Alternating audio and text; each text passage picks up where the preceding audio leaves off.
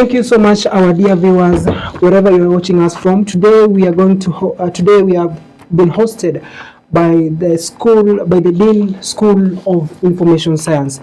Thank you so much, sir, for creating time for us and hosting us for today. Thank you for having me. Thank you.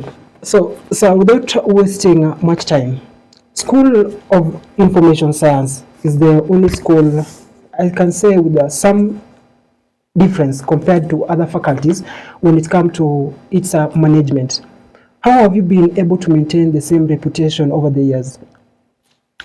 I think there are two things. One is we have policies that govern the way institutions are supposed to be run.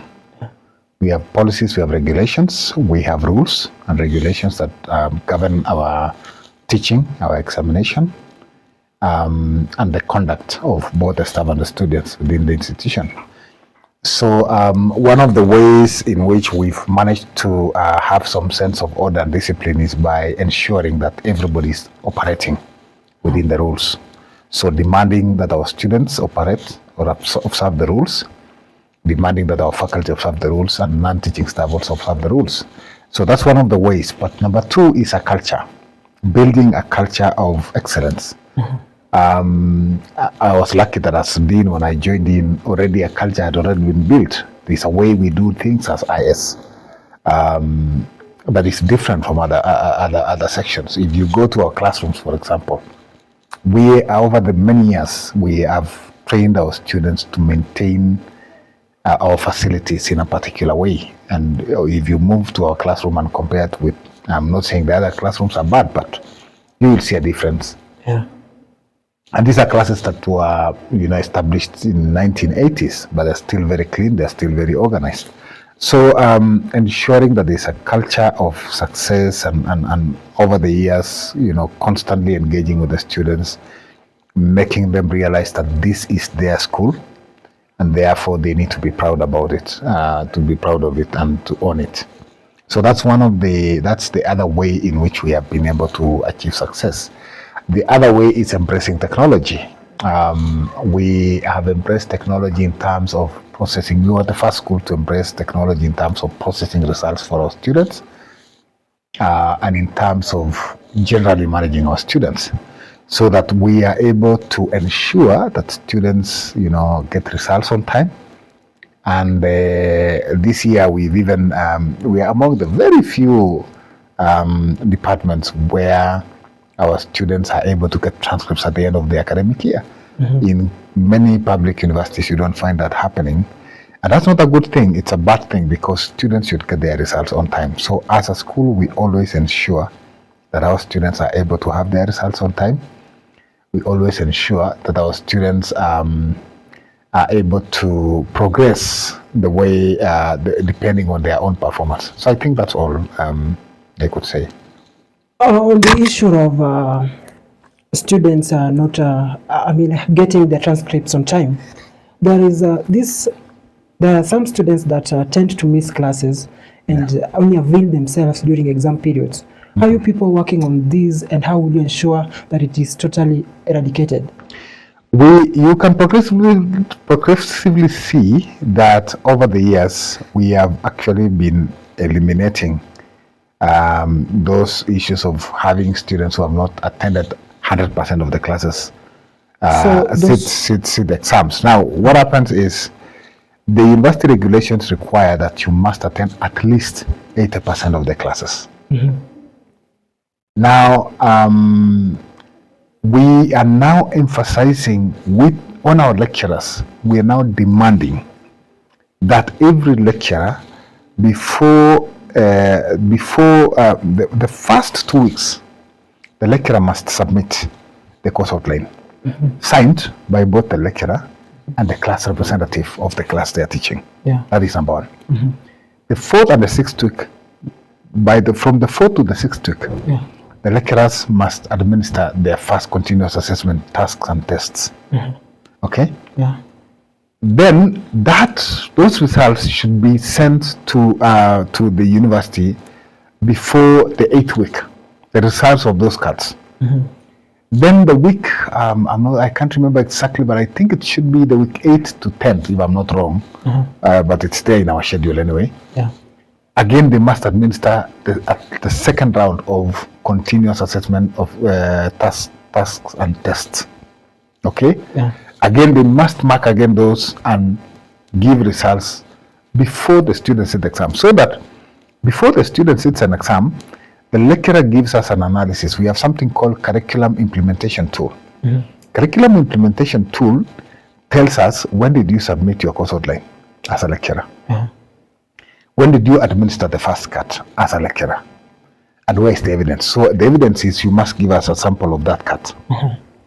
When did you, and cut by cut, you see the cut we have now is as 2 T's. Yeah. It is not necessarily sitting cut. It can be a task. Yeah. So we say continuous assessment, tasks, and tests.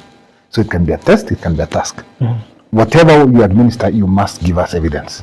That I told the students to write a term paper on this topic. When did you do it? When was it submitted? Give us the evidence. So how many students attended that cut, sat that cut, or did that assignment? You give us a signed list. Okay? Yeah. Then when it comes to second cut, the monitoring tool again asks you, when did you submit the second cut? Where is the evidence? Okay? Yeah. And who sat? So you must give us the sample paper that you gave to the students. And you must give us the attendance list for the students. And then now, before the students sit the exam, you must give us now an analyzed class attendance document. Now, this analyzed class attendance document is meant to monitor both the lecturer and the student. Because if you didn't teach all the weeks, we will see. Because nobody will sign. Okay? Yeah. So the students sit when they attend class. So that helps us make sure that we are able to see that the lecturer is attending class, but also the student is attending class. And the student must attend at least 80% of the classes to qualify for any exam. And that is in our rules and regulations. So if you do not attend 80% of the classes, you are not eligible to sit an exam.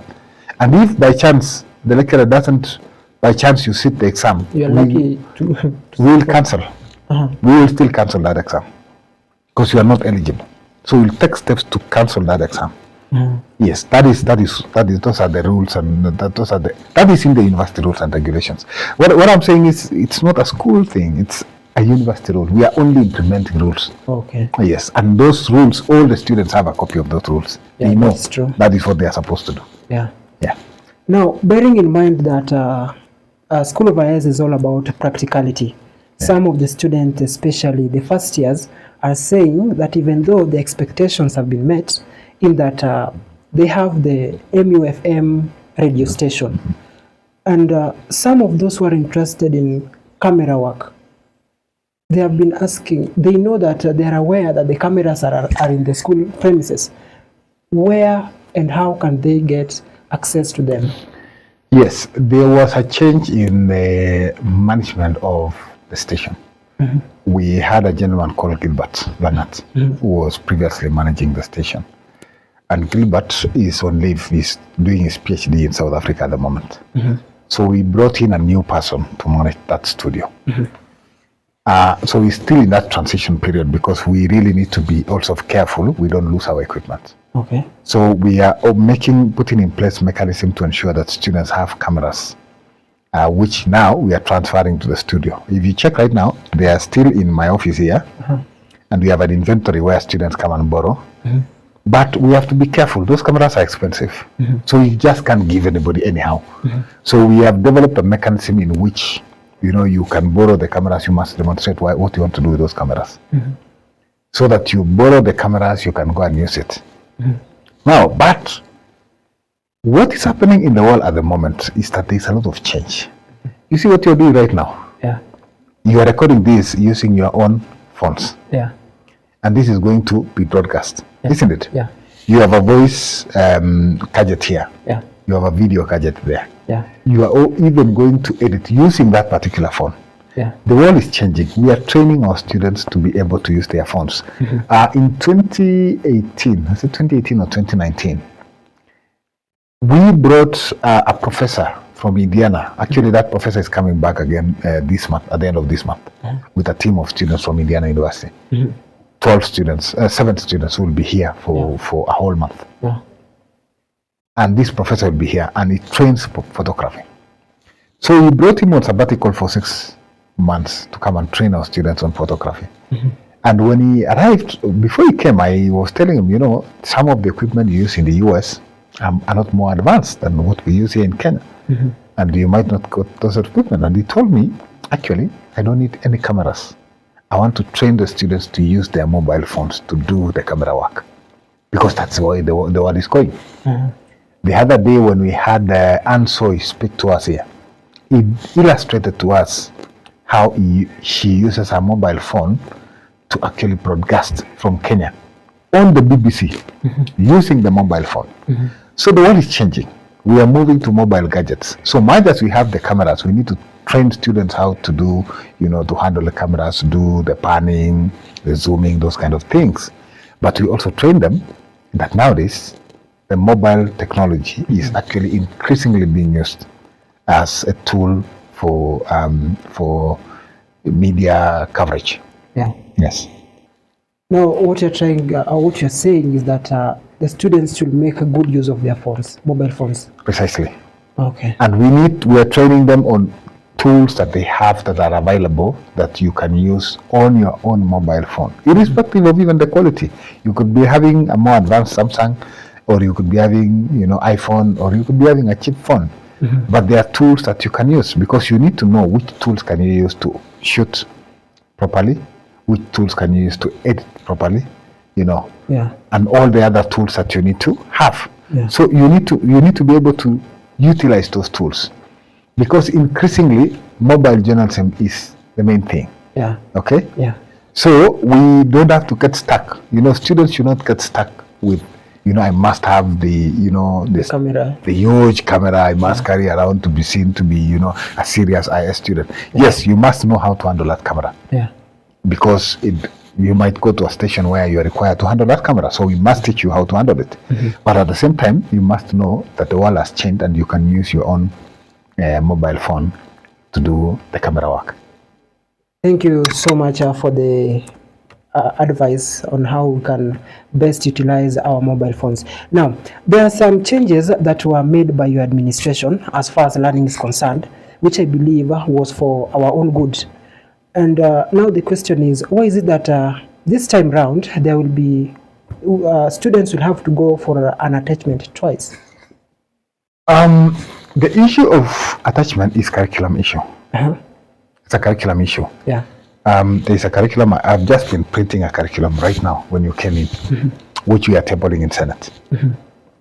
So every 4 years we review our curricula. Every 4 years. So the curriculum you used, the people who are coming after you should not use that same curricula. Should use a different curricula. Why do we review curricula? Because society changes. You know, when I was going to university myself, there was nothing called a mobile phone. There was no mobile phone when I joined university. The mobile phone came when I was finishing university, when I was in first 4th year. And those were extremely few people who had those mobile phones, only the rich people. So the journalism that was taught at my time is different from the journalism you people are doing. There are things like AI, generative AI is now coming in. Okay? Journalists are being encouraged in the newsroom to use artificial intelligence, generative AI. So we must review our curriculum constantly to align with the dynamics. We cannot teach you old things when there are new things that are happening. So we review. Now, during a more recent review of curricula, and I know you're referring to the curriculum of Bachelor of Science Communication and Journalism and Bachelor of Science Communication and Public Relations. Exactly. So when we review curricula, what we do is we talk to the people in the industry. That is, we call the media. We talk to Media Council. We talk to our alumni who are practicing. We talk to postgraduate students. We talk to current students. We talk to all those people and we ask them, what do you think about our curriculum? So we ask our alumni who are working in the media, what is it that you are encountering in the media that we didn't teach you? And if you had a chance to recommend change of the curricula, what would you advise us to do? Okay, so we talk to current students like yourself. We ask you, okay, what you are learning, what is your expectation? When you enroll for public relations, what do you expect to learn after this? And then when you look at what we are teaching you, do you think we are teaching you what you want to learn? Okay? Yeah. Then we talk to the Media Council of Kenya and we ask them, how is the media landscape in Kenya? What are the changes? How is it evolving? Okay? Then we talk to also our peers. We look at what other universities are doing. So now, as we were talking to our alumni, and also when we got feedback from our students, we realized that there is something that happens when students go for attachment. So traditionally, in our curricula, students used to go for attachment in third year. And usually, we realize that when they go for attachment, immediately they come back, those students normally change. Why do they change? Because they have experienced what happens in the industry. And it gives them an idea of what they need to do. So then we realize that they have only 1 year to do that. Yeah. So they get shocked. But the other thing that we realized is that whenever we go to assess our students, we are told there are things that your students have not learned. Okay? And we want them to learn. But when you look at the curriculum, yes, they have not learned because they have been taught in 4th year. So after engaging all these stakeholders, all of them were in agreement that, first of all, at the 2nd year, we must expose our students to some element of field attachment. So that is why we require that in 2nd year, at the end of 2nd year, they go for 1 month of attachment. That 1 month of attachment is meant to just open their eyes to what happens in the industry and also open their eyes to what they require to learn. Then they come back to the university and read for another in 3rd year and 4th year. So they cover the entire syllabus. So that when they go for the 4th year, after 4th year, when they go for attachment, they have covered now everything and there is no issue of, these students have not learned this. So they'll have covered whatever is required for them to cover. Then they go now and practice what they have learned. But second thing is we discovered many of our students, many employers want to retain them after attachment. Very many of them. But now they still have to come back and study. So we decided, let them go for the second attachment after 4th year. If they are the place where they are attached to wants to retain them, no problem, because they are finished. They are no longer coming back to study. They are only coming back to graduate. Okay. That is what informed. Now this year we are not going to do that because we postponed all the attachment. Reason being that there was a lot of series of strikes last year. You all know that. Yeah. So because of that, we needed to cover up the time. So this period, as we are speaking now, we are supposed to be having a break. But if you have a break right now, all of you will not graduate on time. So you are using this time, which is supposed to be attachment time, to cover up for that period. And then from August this year, we will have gone back to the old system. So from August, we'll have our first semester. And then in January, we'll do our second semester. And then in May, we break for attachments and whatever it is. So the students who are supposed to go for attachment in 2nd year will now go for attachment, first attachment after 3rd year. After the end of the 3rd year? After the end of the 3rd year, yes. Then after the... And then again, they'll go after the end of the 4th year. Okay. But also, we will have 2 sets of attachments in May. We'll have students in 2nd year at that time, that is the current stroke 25. Will be going for attachment for their first attachment. And stroke 23, stroke 23, no, stroke 23, will be going for their, and stroke 24 will be going for their first attachment. While stroke 25, stroke 23 will be going for their second attachment. Okay? Yeah. So we'll have all those people going for attachment all at the same time. Yes. Now, there is this question that is lingering in the minds of students. Yes. Just last semester, that is a few weeks ago, during the exam period, there was confusion among students with the fee issues. Yes. Now, this time round, being that we still the semester has just begun, what can you tell those who have not yet cleared their fee arrears? The fee issue is beyond the school. It's even beyond the university sometimes because it's a national issue. You all remember that there were changes in the university funding model. Yeah. and how the students are given their funding. And you remember that there are people who went to court. So that is a matter that is being handled at a different level. And we cannot interfere with a matter that is in court. We have to wait for direction from the court and direction from the government. That is number one. But number two, the higher education fund has indicated to every student what they are supposed to pay, what the government should pay, and what their students should pay. Okay? So that is sufficient guidance as at now. But we are waiting for further directions from the government, from the court, from the government, and also that will trickle down to the university. So there are certain decisions that are not made at the school level. Yes, there are certain decisions that are made at a level beyond the school.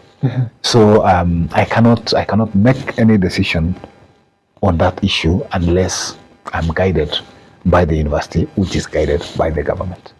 So when the due time, you will communicate? Yes, whenever there is communication, we'll always communicate. Okay. Yes, whenever there is communication from the university, because for me as a dean, I wait for the communication from the university management. Because last time they were saying that they were never given enough time. Well, that is an issue, like I'm telling you, those are issues beyond the university. Control. Yes, beyond the control of the school. Things that are beyond the control of the school, we control. But things that are beyond the control of the school and beyond the control of the university, sometimes we have no control over them. But we always make decisions in the best interest of the students, every time. You've seen the university has even allowed students to sit exams even before they clear all the fees, in many cases. Why? Because as a university, we have to be responsible. As a school, we have to be responsible. We have to make any decision in the best interest of the student, unless where we can demonstrate that the student has failed to do their part. Okay. Okay? Yeah. But if the student has done their part and there is any problem, sometimes there are even technical issues. Maybe you have had a challenge with printing your exam card in the system. Yeah. But we have realized that you've cleared all the fees, you have nothing pending and whatever.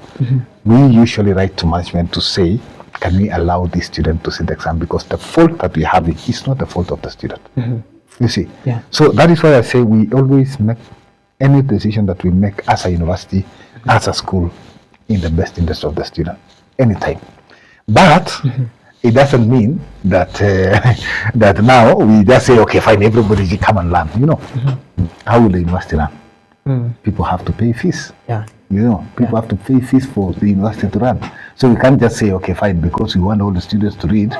Now, hata kama hujalipa fees kwenye mtihani endelea. No, you must do your part. We must do our part. Now, as we conclude, Moi University is categorized as the second best institution in the country. Now, we are the best actually. It depends on how you categorize. When time they start ranking. There are many ranking. There's Times Higher Education ranking. There's whatever. There are so many ways of ranking universities. Yeah. And each of those looks at different parameters. Yeah. Okay. So you need to look at what parameters are you ranking Moi University as second or first or last. On what parameters? So you need to look at parameters. But anyway, continue with your question. Okay, there are those students who just finalized their secondary education just a year ago. Yeah. And their dreams and aspiration is to come to Moi University and particularly School of Information Sciences. Yes. What can you tell them, and what kind of services is School of Information Science offering to those who are aspiring to come to the School of Information Science? What I can tell them is that they need to look at the industry. Look at the media. Who are the best journalists we have in Kenya? Then Google their names. You realize they studied with us here in the School of Information Sciences. Go to the IT sector. Look at people who are leading in the IT sector. Google their names. You realize the vast majority of them went through our School of Information Sciences. Go to the library sector. Every single library in Kenya, every school of librarianship in Kenya, it is dominated by people from Moi University. Go to the records and archive sector. You realize that the sector is dominated by alumni of Moi University. go to public relations and communication sector, and you realize that it is dominated by people from the School of Information Moi University. What I'm trying to say is that if you want to train in those fields and you want the best of the best, come to the School of Information Sciences. Thank you so much, Abraham, Dean, School of Information Sciences. It's been nice having you, and we thank you so much for hosting us. We have come to the end of our interview today. I have been yours, Benedict Uche.